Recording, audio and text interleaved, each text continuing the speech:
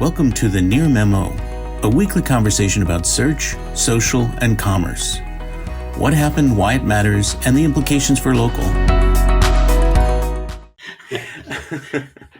Okay, so a very interesting case, which does involve the FTC. I got it wrong the last time, but this does involve the FTC. So the FTC announced a bunch of enforcement actions against several companies, and they were just different kinds of companies that were using AI. It said against companies that use AI hype or sell AI technology that can be used in deceptive and unfair ways. There's a lot of really contingent and vague language there in that phrase. That's not a legal term, but that's what they talked about, what they were doing. And in this particular case, there's a company called Rytr, supposed to be a pun of sorts or pun adjacent, RYTER.me. And there are 5 FTC commissioners, and they had a 3-2 vote, sort of like the divided Supreme Court, or what used to be the divided Supreme Court, on whether to charge the company, which they did wind up doing, with the 2 Republican appointees, or Biden actually appointed them, but they're Republicans. The committee cannot have more than a limited number of, you can't have all Democrats or all Republicans. They're trying to provide some balance. So the rules provide that you have to have a mix of people. The Republicans dissented, and what they said was, so the tool allowed, I'm getting ahead of myself. So the tool is like a lot of AI writing tools, and it can do a lot of different things. One of the use cases was generating testimonials and reviews.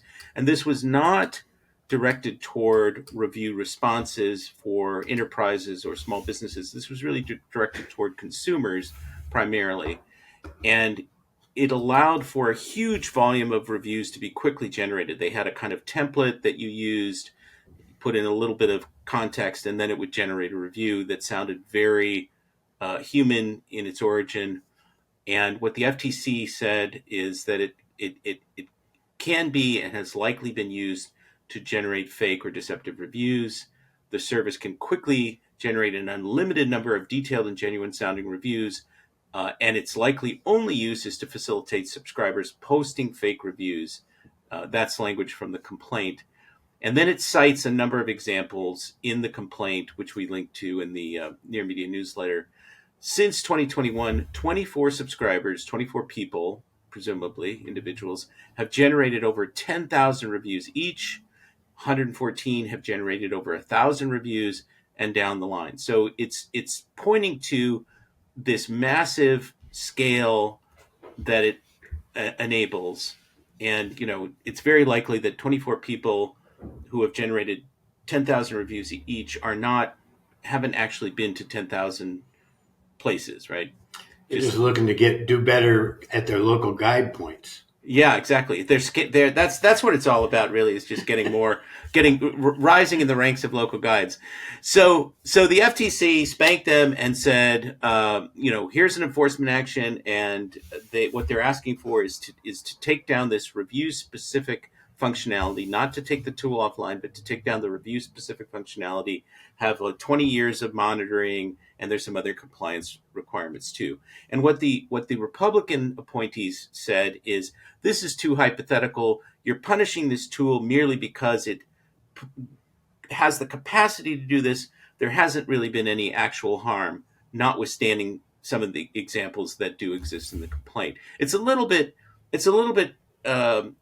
ambiguous, because they seem to be saying the primary issue is, you can generate so many reviews and testimonials. The only use case is really fraud, and or fraud is so likely that we have to shut this down. And the Republican appointees were saying, well, you're punishing this hypothetical capability, and there's no actual harm, and this would have a chilling effect on the First Amendment, and this would have a potentially deleterious impact on AI generally.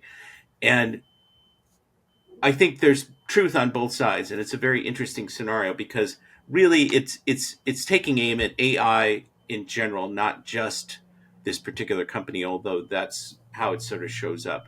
Because you can do that with ChatGPT. You can do that presumably with Gemini. You can do it with other tools. And you can do it with an API that isn't Right. public and has gone under the radar.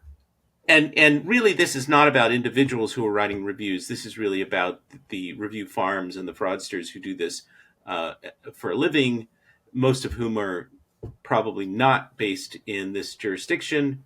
They're all over the place, globally, but they can't go after those people. So they've got to go after the tool itself to try and shut down. It's a little bit of a whack-a-mole scenario. Um, so it's unlike the allure aesthetics situation where we have a corpus of fake reviews. There's very clear evidence of review fraud, etc. This is suggestive of a review fraud because of the sheer scale of some of these reviews and the capacity, the seeming design of the tool, which doesn't require much input to generate very human sounding reviews, and it can do that at a mass scale. And this is a problem, I think, with these AI tools in general, is they facilitate bad actors, but on one level, what are you going to do? Because that's in the nature of the beast. I think one of these years we're going to have to declare the year as the year of the end of the review of the user generated content review, right? I mean, I think we're heading in that direction. I don't know when that'll happen. And clearly, in our research, consumers still put a lot of faith in reviews. And It's the yet, number one or number two consideration in every instance. right. But it's quite clear that review abuse is broadly based. And in the case of our good doctor, very difficult to ferret out. So it is a conflict. And the FTC is sort of, as you pointed out, sort of fighting a rearguard action here because the company advertised around the use case of writing reviews, and the FTC found a lot of users of this company doing that. I logged into Rytr's, and they no longer have the option to write a review as a default. I'm sure you can get around it by writing something. Well, they still else. promote the idea that you can do responses to reviews, which is the B2B use case. And quite a few companies are doing that, right? I mean, I don't know how. I don't. There's a sort of a continuum of dubiousness here. Like, how is uh, a national brand that uses an AI tool to write review responses really different from this? I mean, in that case, all of the vendors who have these AI I think tools, there's the underlying assumption that any response is insincere, so it doesn't matter where it comes from. right? Well, I mean, I think what they would say to you, what these vendors would say to you is, oh, well, we always ensure that there's our process ensures that there's human editorial oversight. These are merely drafts that then people refine. But there's, I mean, and I guess the review responses are going to be more innocuous. Thank you for your review. We'll get back to you. Whatever. Please contact us. There'll be less misrepresentation or deception inherently. But it raises the larger point about the capacity. The FTC seems to be going over the capacity of the tool to do the bad thing. It's like a Minority Report, pre-crime in a certain way, right? It's like, this tool could be abused, and we think that it has been, but we're not 100% sure, but we think so, and so we're going to shut it down. And it's a tricky problem. But to your point about the end of reviews, I mean, Bright Local, I think, had some research that was talking about people having seen instances of review fraud. They do their consumer review survey every year, and the number. And you did a write up of this, Mike. I think, you looked at 5 years of their surveys, and people consistently, it's ticking up how people are kind of more and more conscious of fake reviews, and what people are doing, at least generally speaking, is that they're looking at a couple of different websites in order to validate, right? So if review fraud exists on one site, well, maybe it doesn't exist over here and over here. So if there's a general consensus, let's say on a hotel, you look at 2 or 3 sites, But it puts a tremendous burden on the consumer to be doing all this, back to this, what does the consumer have the capacity to understand? To be doing all this due diligence on, things that they should be able to basically trust. The proposition of these reviews is these are genuine peer peer reviews. The platforms are vetting them on some level, and more or less you can trust them. But that's not true, and it's pretty widespread on Amazon as well. Yeah, it's interesting. In this Rytr product, what it is, it's a prompt. It's like helps construct prompts for the AI to write the output. So really, what they are attacking here is the simplification of the interface. It's not an open-ended interface. It sort of forces you to structure, and that's what made it create reviews so easily. And it's just fascinating But that's really sort of attacking the symptom, right? You're right. If you're, I mean, again, this is really about these fraudsters who operate at scale, not, isolated examples so much.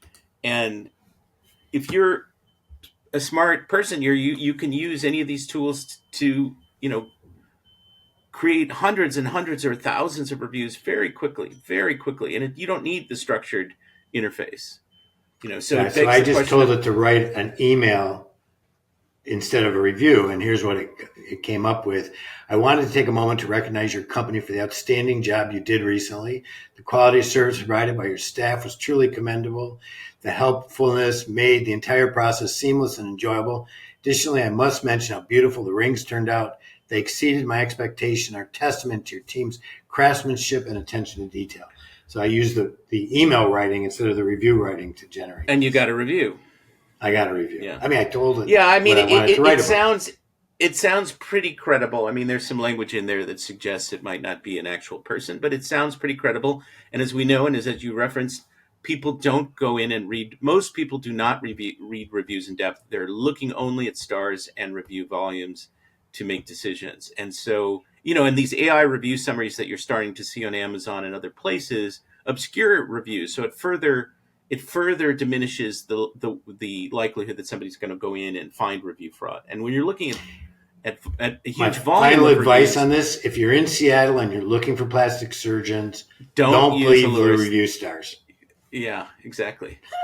Well, and this was one of the issues in Gen Z users going to TikTok and Instagram, because they feel like they're dealing with real individuals and they're getting direct information that is more authentic and valid than looking at a bunch of reviews that are more opaque and less, you can't really penetrate them. Now, we could go off and talk about that for a long time, but this is, I think, a reaction that you're seeing people do. People are trying to adapt to a climate of greater and greater fraud and mistrust. But we can't end on that note. So, Shay, yeah, get off of my lawn. So we will have some very interesting guests, I think, coming up. We're going to have Joy Hawkins and hopefully Darren Shaw again, talking about a variety of things, including perhaps AI and AI use cases in SEO agencies. We are going to have the entrepreneur who's responsible for Mozilla's simplified AI web building product. So there's interesting episodes coming up in the next few weeks, and we hope that you will stick with us. Tell your friends about the podcast, sign up for our newsletter, and we're getting close to an election in the United States, so make sure you register to vote and vote. Stay safe.